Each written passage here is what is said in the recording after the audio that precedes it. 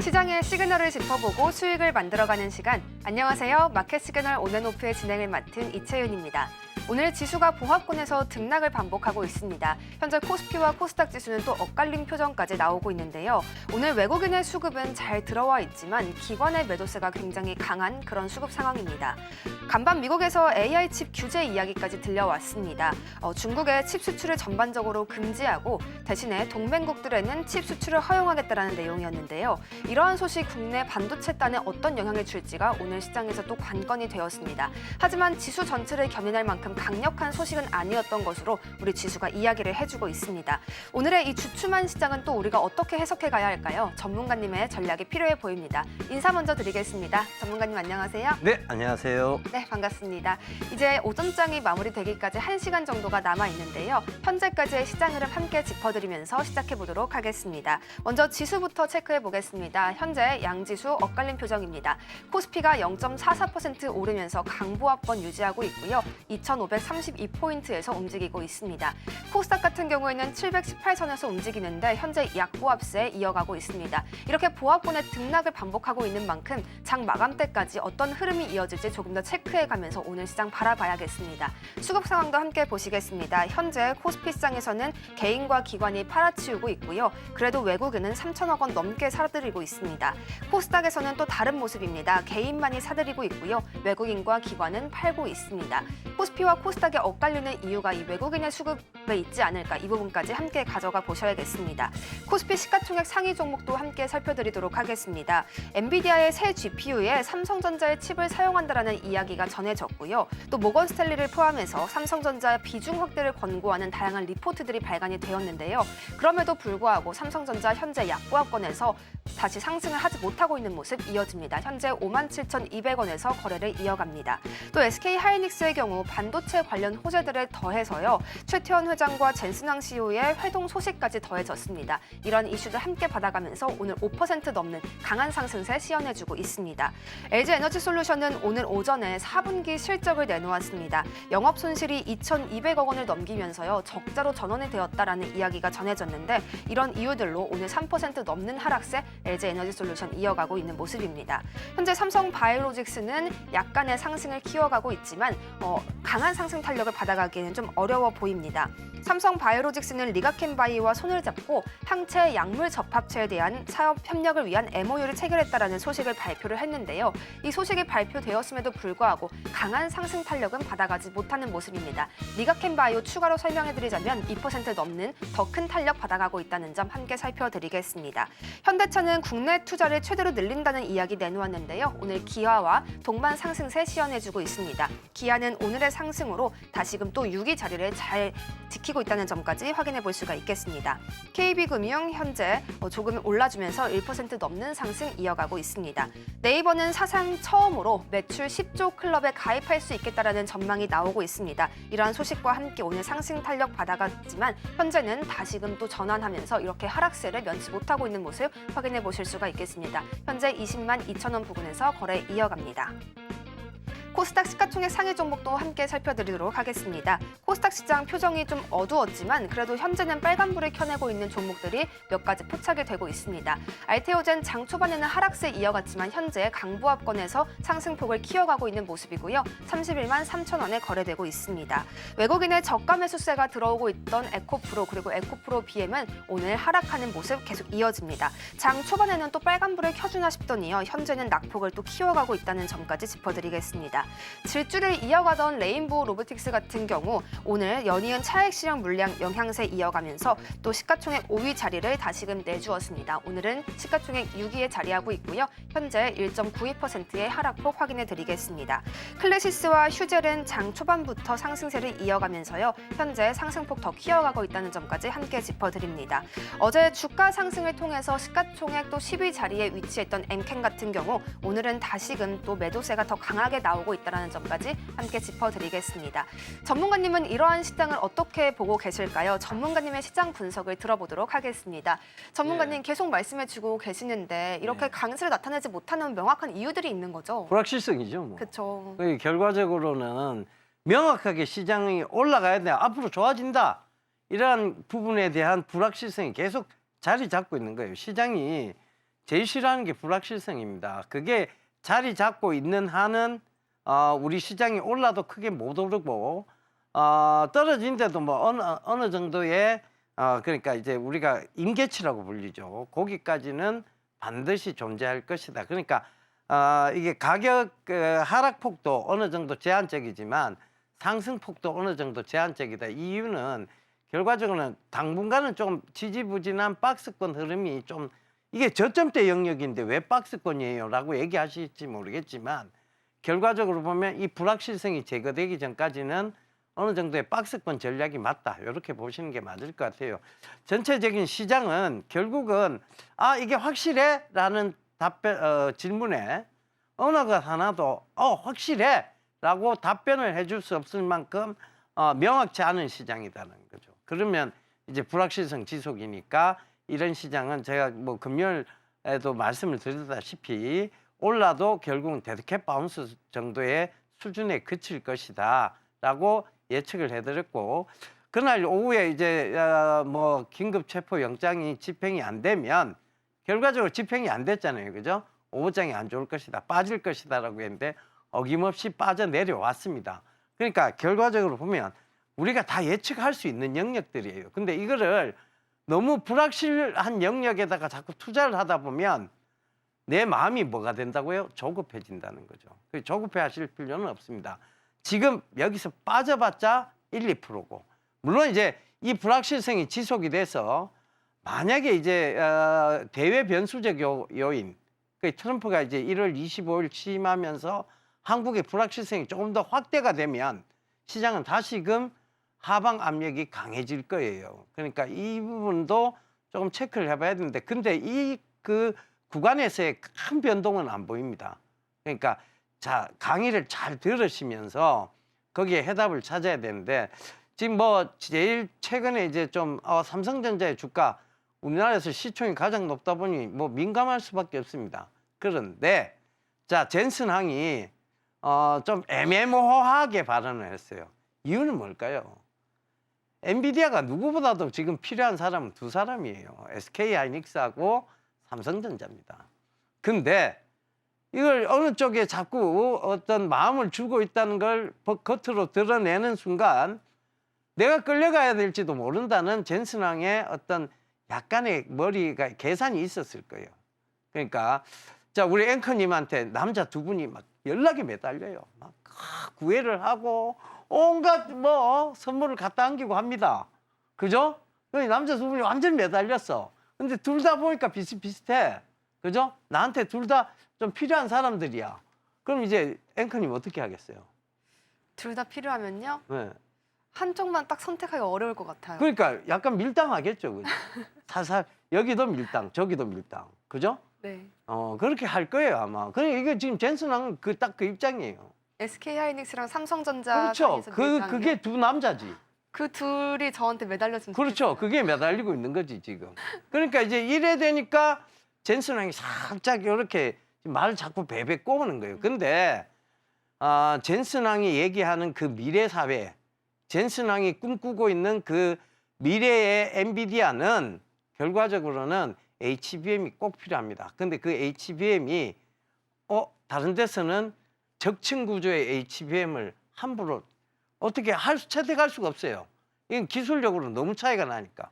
그러니까 결국은 자기가 매달려야 되는데도 불구하고 지금은 둘 사이를 두고 살짝 밀당을 하면서 수싸움을 하고 있는 거라고 보시면 되겠습니다. 그럼 이거에 대한 해답은 뭐다?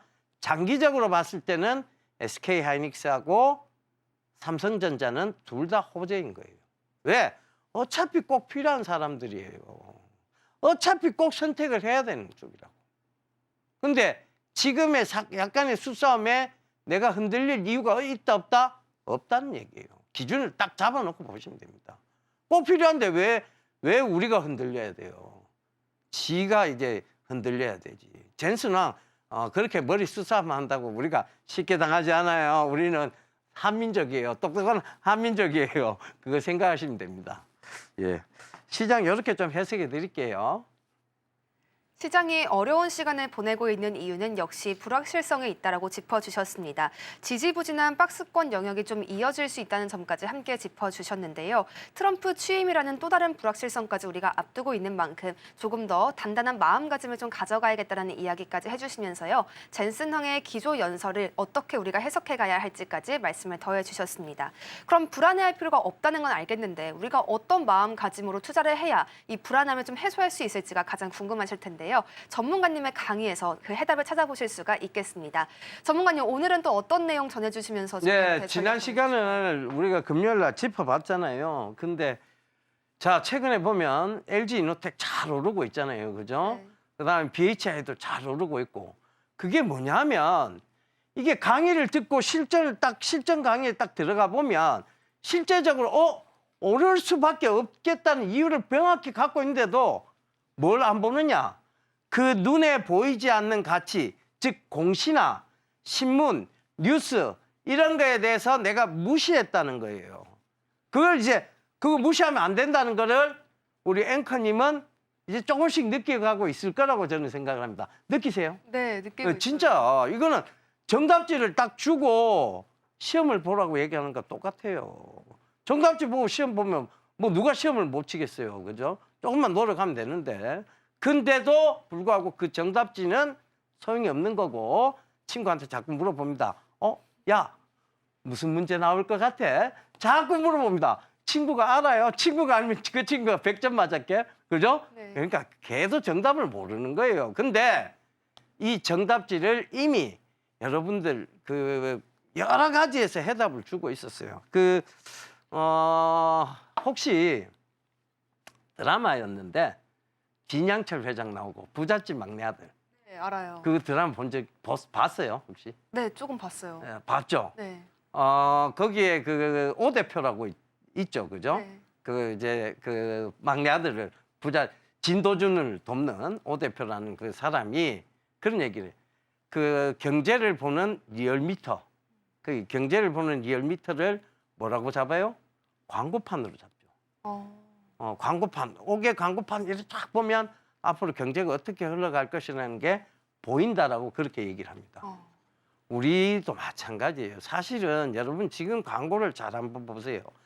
광고 딱 보고 있으면 이 광고가 지금 얘기하는 미래 사회는 결국은 자율주행차 사회, 그리고 모빌리티의 혁신을 가져오는 사회, 그리고 인공지능이 지배하는 사회라는 것을 광고는 계속 얘기해주고 있어요. 근데 여러분들은 그 광고를 계속 보면서도 나는 정유주가 좋아. 나는 옛날에 돈 많이 벌었으니까 화학주가 좋아. 이렇게 되면 그 미래 사회는 나는 무시하겠다는 얘기예요. 그거잖아요, 그죠? 그러니까 광고도 여러분에게 주는 리얼미터 중 하나고 그 광고를 또 압축해서 요약해가 풀어주는 게 뭐냐? 기사예요.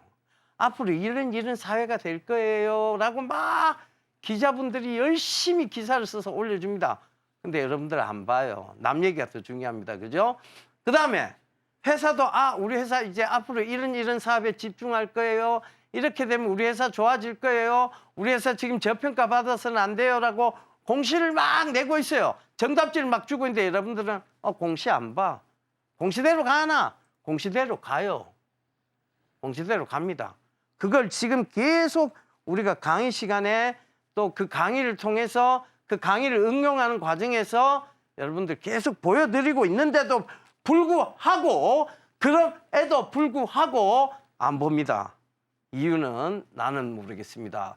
나는 그렇게 강 크게 투자 안 하거든요. 사실 저는 그런 거를 전혀 참고하지 않은 상황에서 강 크게 투자하는 게 오히려 더 리스크가 있다라고 판단해요.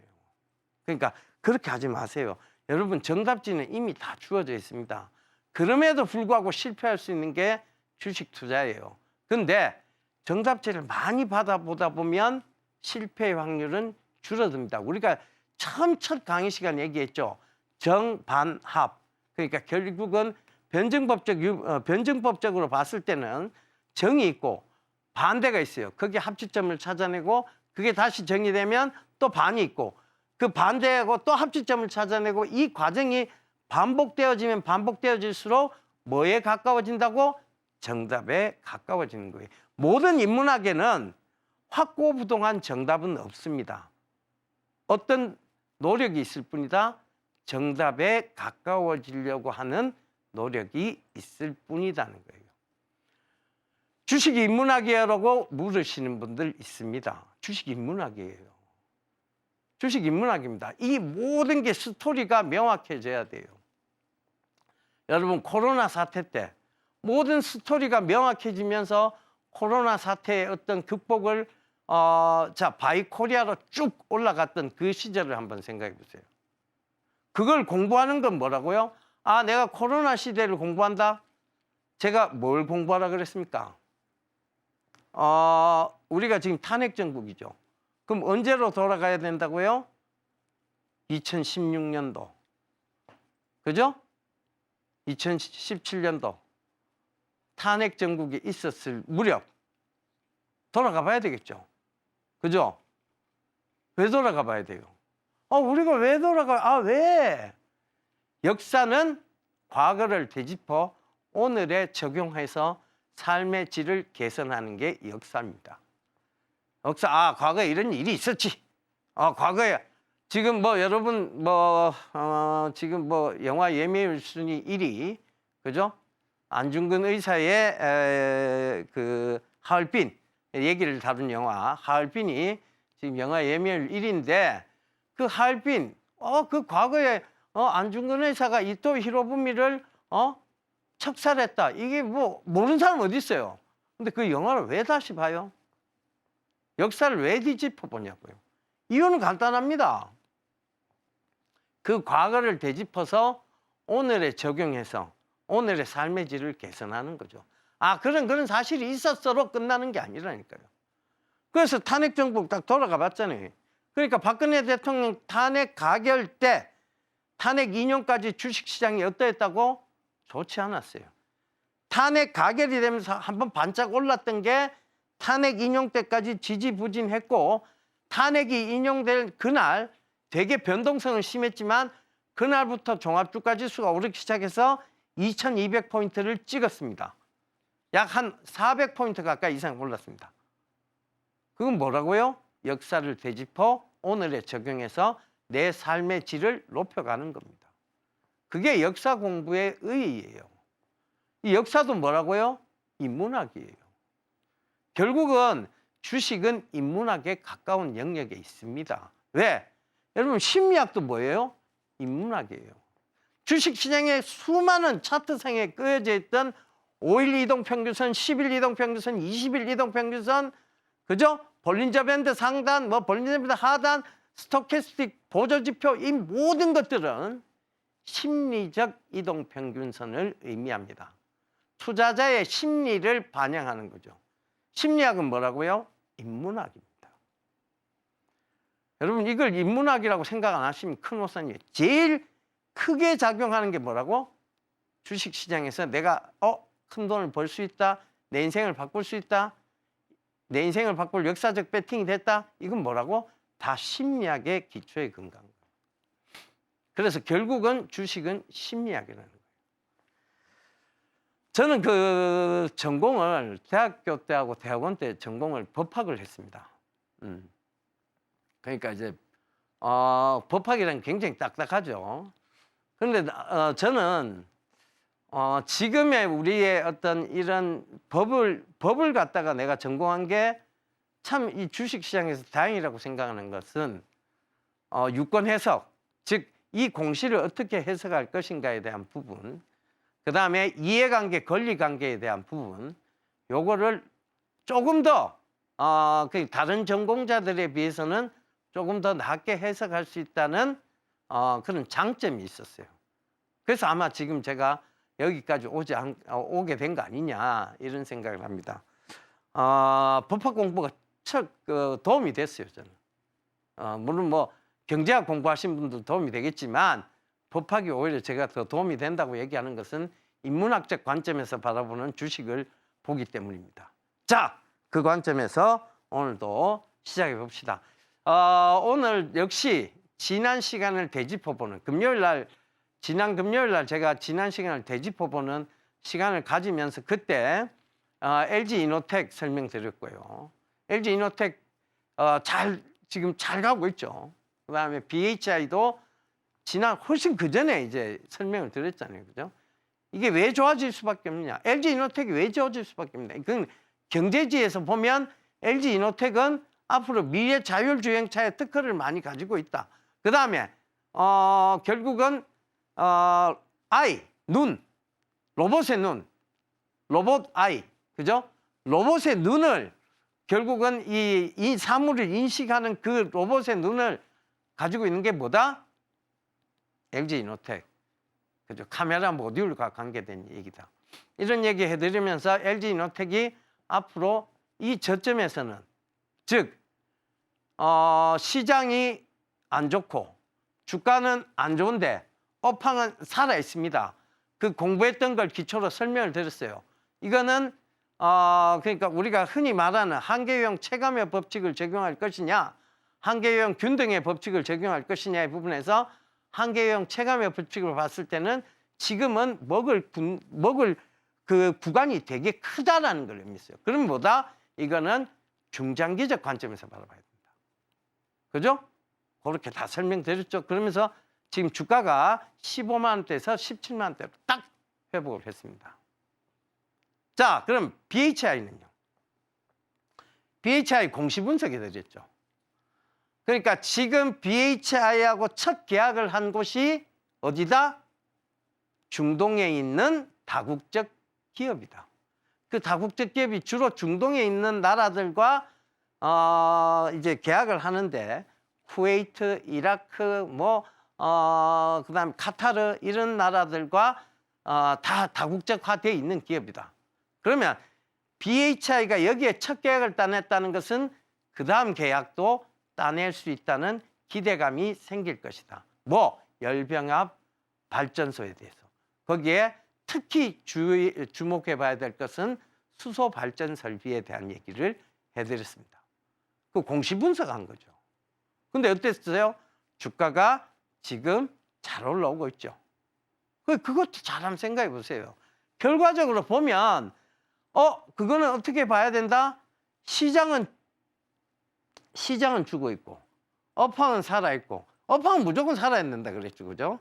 그 다음에 주가는 크게 죽어 있는 상황은 아니에요. BHI는 사실 BHI를 처음 얘기 드렸을 때가 6, 7천 원대였는데 지금 많이 올랐죠. 2만 원대까지도 한 갔어요, 그죠? 근데 지금 다시 조정을 받았지만 다시 지금 볼 수 있다는 것은 결국 뭐 때문이다? 공시 때문인데 이거는 한계효용 체감의 법칙으로 봐야 되냐? 한계효용 균등의 법칙으로 봐야 되냐? 한계효용 균등의 법칙으로 봐야 된다. 지금의 수익을 너무 극대화시킬 필요는 없다. 그러니까 주가가 어느 정도 고점에 있기 때문이다. 이거는 그럼 단기적으로 접근해야 될 것이냐? 중장기적으로 접근해야 될 단기적으로 접근해야 될 그래야 생산의 확률이 훨씬 더 높다. 이렇게 좀 말씀을 드렸어요. 공부했는 걸 토대로 딱딱딱딱 정리가 되죠. 그래서 다시 한번 얘기 드릴게요. 우리가 여러분 다 학교 다녔잖아요, 그죠? 학교 다닐 때 기준을 딱 잡아요. 야, 두 번 기준 이러면 기준 딱 이렇게 얘기합니다. 양팔 벌려 이러면 쫙 벌리죠, 그죠? 누굴 중심으로? 기준을 중심으로. 그러니까 뭐가 있어야 된다? 항상 중심이 있어야 돼요. 중심의 중, 가운데 중자가 뭐예요?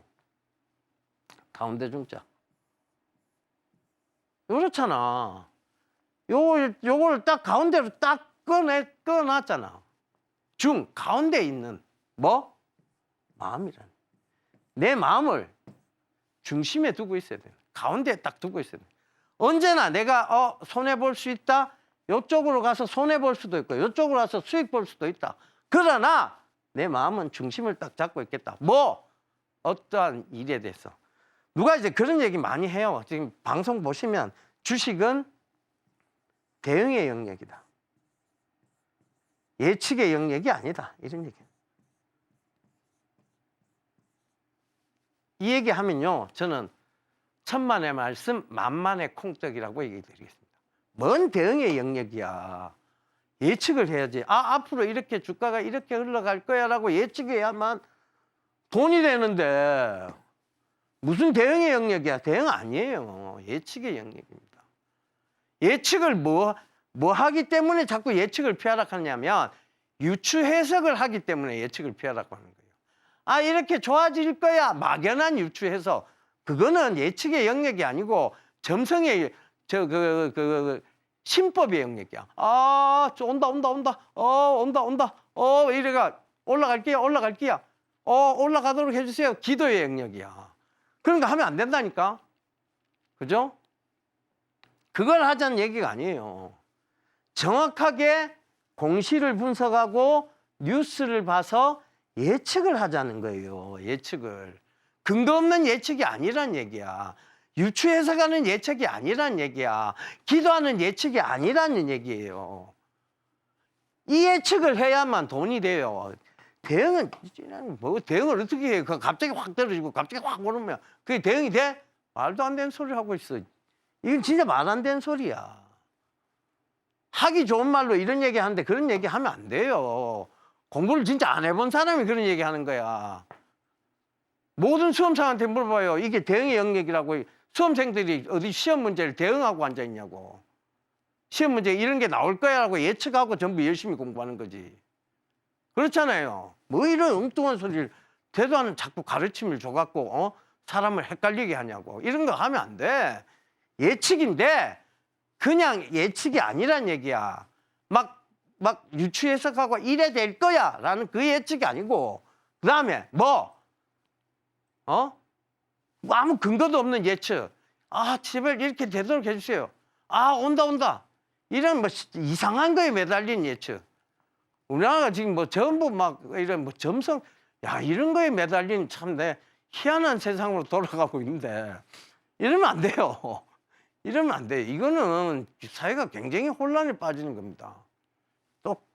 똑같아요. 예측도 이런 식의 예측을 가지고 대응의 영역이라고 얘기해버리면 굉장히 혼란에 빠집니다. 주식 투자하시는 분들이.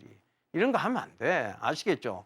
정확하게 뭘 보고 공시나 뉴스를 보고 예측 가능한 영역에서의 예측을 얘기하는 겁니다. 아시겠죠? 딱 요 기준점. 중심 딱 잡고 기준 딱 잡고 그죠? 기준 딱 잡고 그렇게 가야지. 그게 정확한 거지. 그걸 자꾸 유추해석 해갖고 가면 어떡해. 틀린 거라니까? 자꾸 틀린 정답지를 가져가고 이거 맞는 거 아닙니까? 그 틀렸어. 그건 이미. 가정 자체가 틀린 거라니까.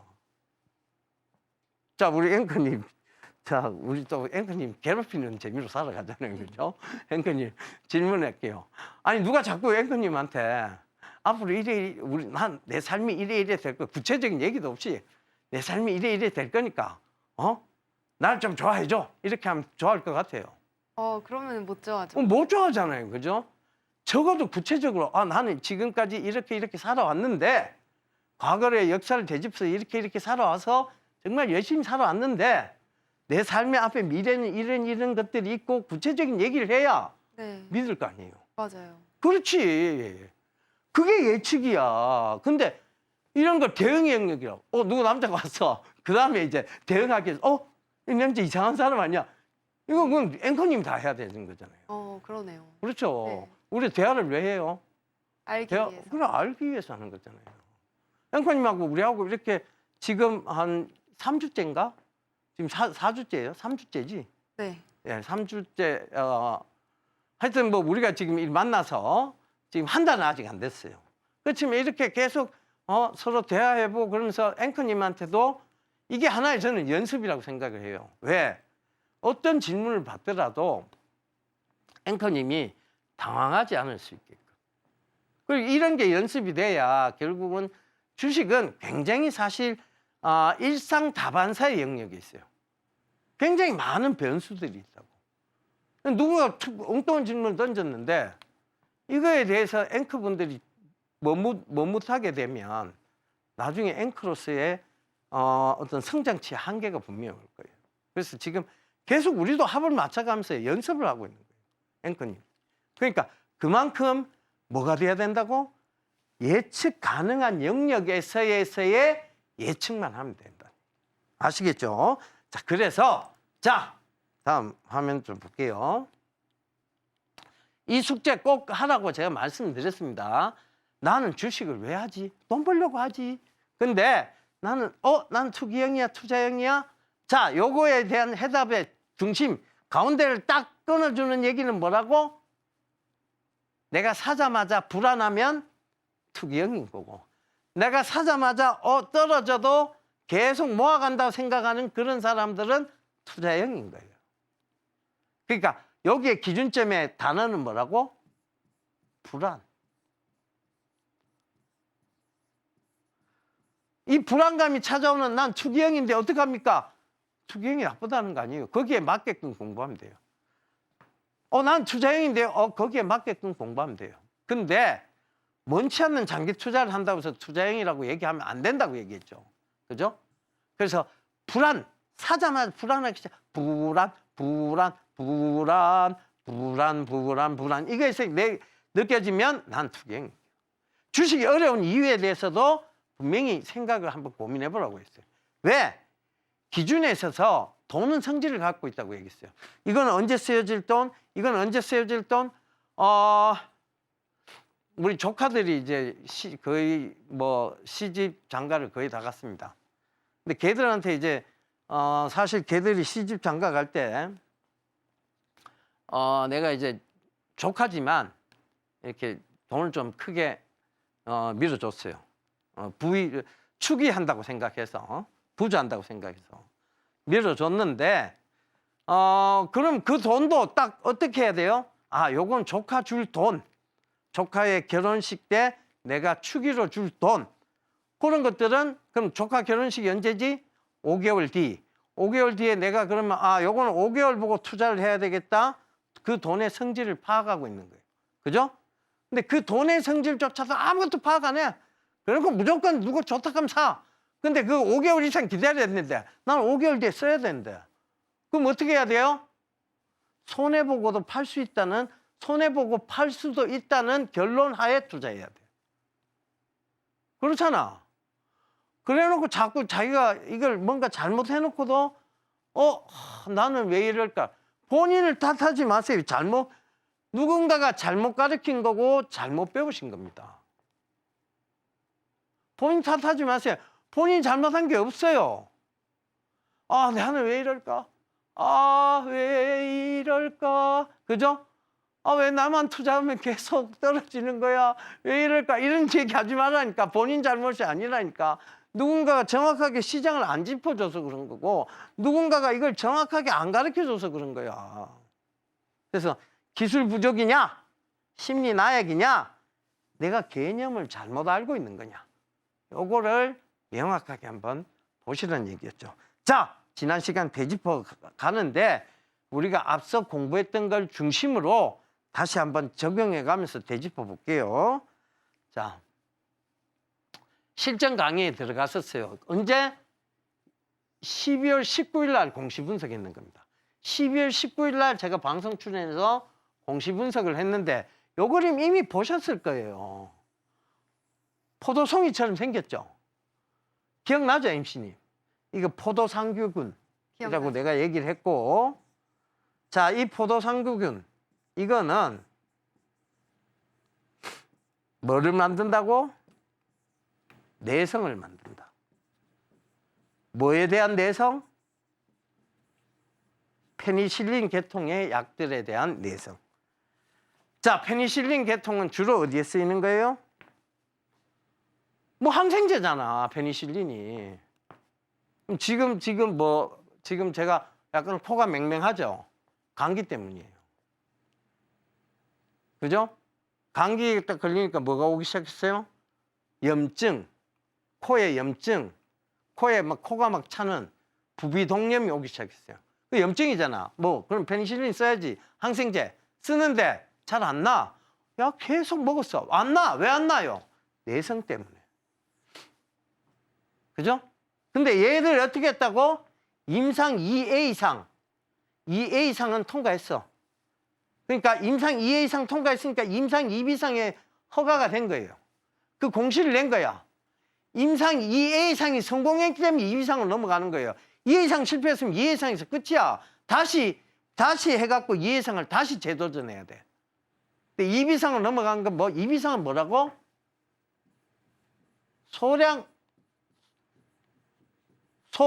소량의 인체 실험이 포함되어 있다. 그럼 대량 인체 실험을 하는 거는요, 3상이에요. 그럼 1상은요, 1상은 여러분 체외, 그러니까 몸 바깥에서 독성 테스트를 하는 거예요. 몸 바깥에서 효능 테스트를 하는 게 1상입니다. 체외예요. 그러면 자, 동물 실험하는 거는요. 자, 1상에서 임상, 자, 2A 이상으로 들어가면, 2상으로 들어가기 시작하면 동물 테스트, 체내의 독성 테스트를 합니다. 그죠? 일단 동물부터 해야 되겠죠. 사람에게 바로 할 수는 없잖아, 독성을. 동물 테스트 먼저 한다니까? 그래가 이제 독성이 있냐 없냐를 확인해요. 그죠? 쥐가 멀쩡하다라든가. 그죠? 그 실험군, 대조군. 그죠? 이런 걸 다 해갖고 실험을 진행합니다. 그래서 통과해야 임상 2B상 소량의 인체 실험에 들어가게 됩니다. 작은 사람, 그러니까 적은 인원수의 사람들을 데리고 하는 게 임상 2B상이에요. 그죠? 요거 통과하면 뭘로 가요? 임상 3상. 대량의 사람. 요게 돈이 가장 많이 들어갑니다. 그래서 보통 임상 2B상까지 통과하고 나면 뭘로 넘어가요? 기술 수출. 우리나라가 그 제약회사가 이 임상 3상을 할 만한 제약회사는요, 사실 몇 군데 안 돼요. 솔직하게 말씀드리면 삼성바이오로직스나 SK바이오, 이 정도 바이오사이언스, 뭐 이 정도가 임상 3상이 가능하다고 봐야 되지. 셀트리온도 힘들어요. 사실 임상 3상은 이게 어마어마한 돈이 들어가거든. 그러니까 셀트리온 뭘 해요? 바이오 시밀러로 자꾸 가는 거잖아. 그러니까 이제 유사약 쪽으로 가는 거지. 이런 큰 돈이 안 들어가는, 그죠? 시밀러 쪽으로 가는 거. 이런 큰 돈이 들어가는 거는 뭐? 주로 새로운 어떤 신약 개발에 대한 임상 3상은 주로 어디서? 큰 회사들만 할 수 있어요. 외국에 있는 다국적 제약회사들, 뭐 화이자, 머크, 그런 회사들 있잖아요. 그런 회사들이 할 수 있는 게 임상 3상이에요. 그래서 자, 그 실전 강의 딱 들었어요. 자, 이거를 우리가 주식의 관점에서 보자고. 지금 주가 시장은 안 좋아요. 그죠? 업황은 제약바이오 업황인데 좋아요. 왜? 지금 우리나라가 무슨 사회로 갔어요? 초고령화 사회로 갔잖아요. 초고령화 사회로 간다는 건 제약바이오가 그 인구의 주축이 되는 이 베이비 부모 세대가 이제 은퇴 세대로 들어갔다. 그들의 꿈은 무병장수다. 그럼 업황이 살아있는 거지. 제약바이오 업황 살아있어요. 근데 주가가 죽어 있어야 되는데 리가캠바이오가 주가가 크게 죽어 있다고 볼 수는 없어요. 그죠? 주가가 한 중간 정도 와 있다고 봐야 된다고. 그러면 이거는 한계형 체감의 법칙을 적용해야 되느냐? 한계형 균등의 법칙. 균등에 가깝다는 거지.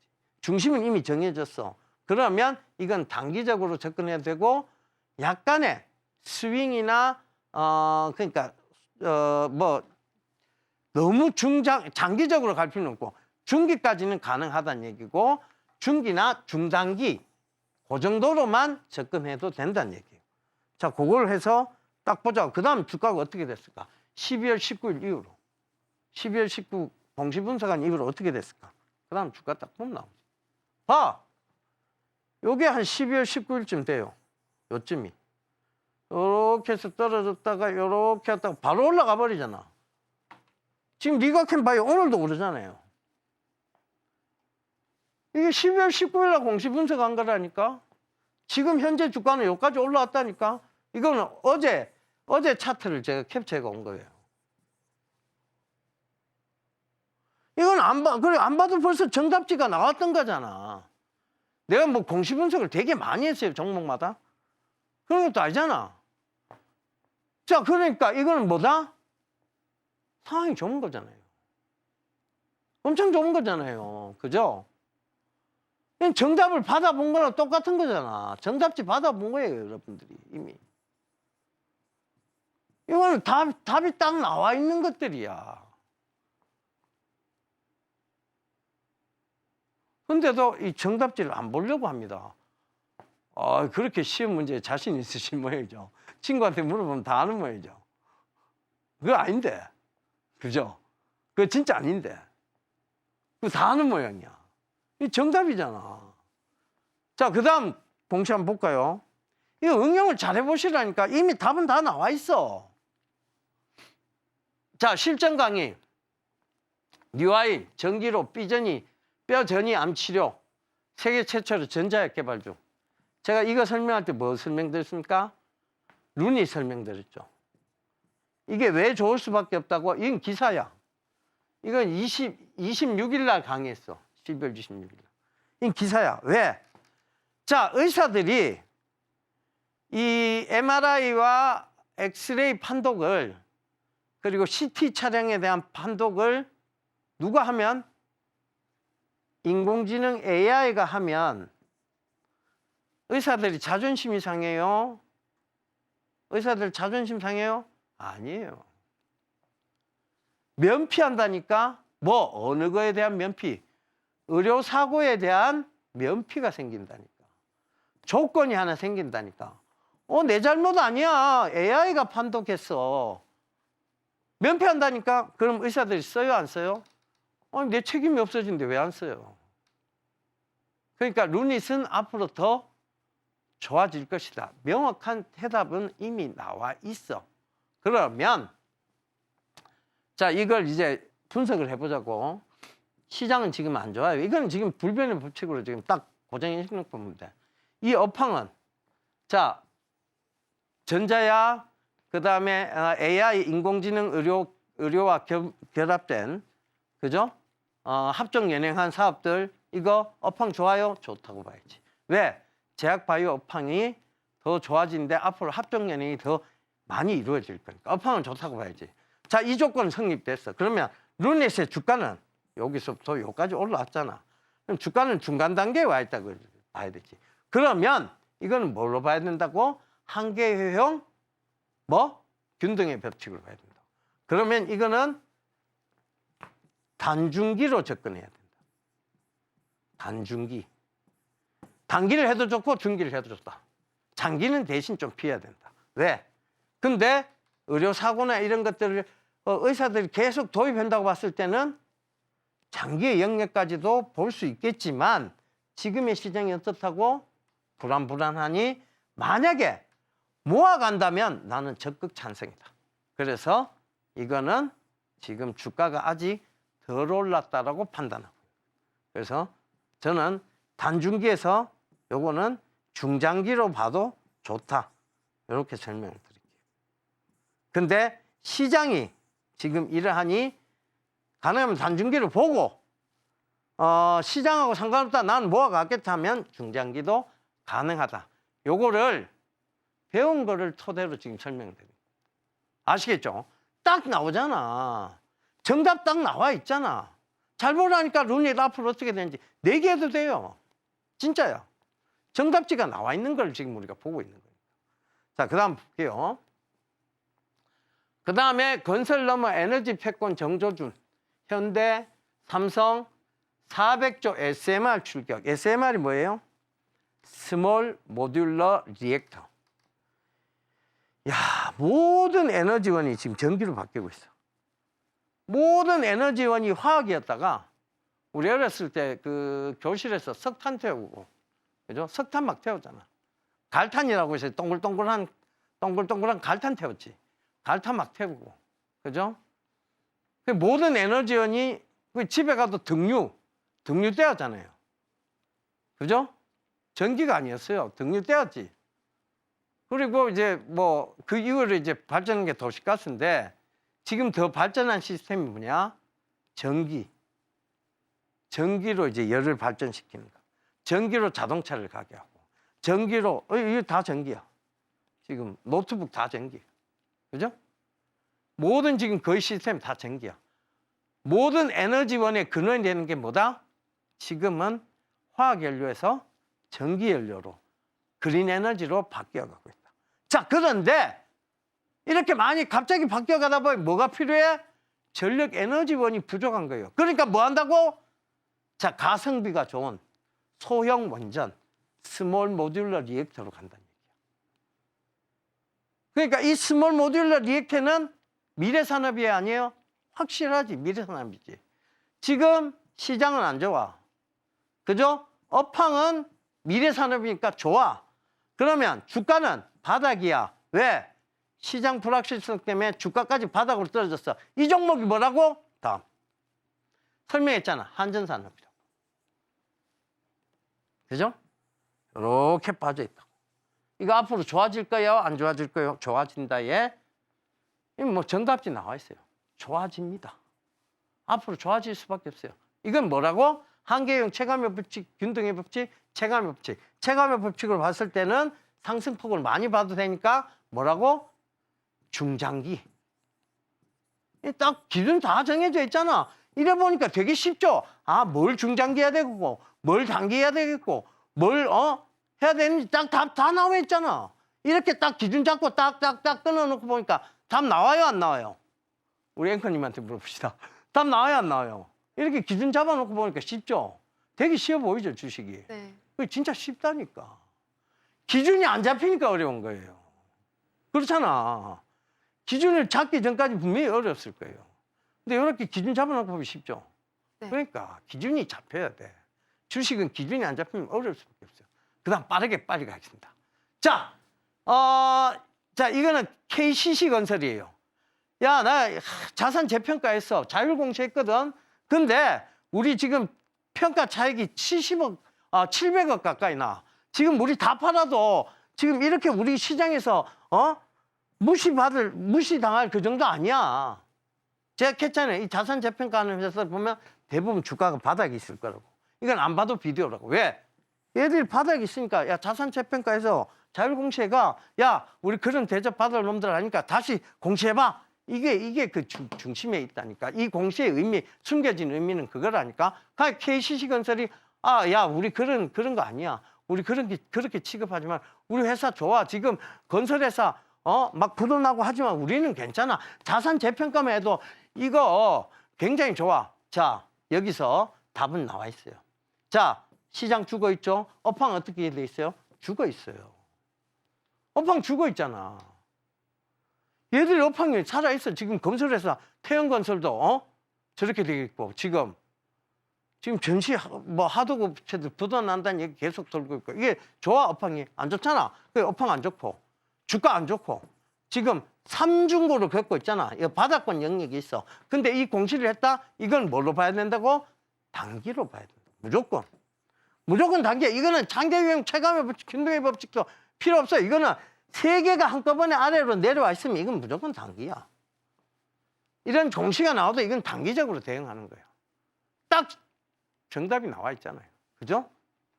자, 실전 강의 삼성 로봇, 레인보우 로보틱스 최대 주주. 이건 1월 2일 날 강의했죠. 로봇 전쟁. 여기 휴머노이드 로봇 한다잖아. 요 안에 눈이 뭐라고? LG 이노텍. LG 이노텍이 뭐? 카메라 모듈이라고. 그러니까 이런 것들을 계속 머릿속으로 생각해서 기사를 읽다 보면 앞으로 미래 산업이 어느 쪽이다 하는 게 답이 딱 나와요.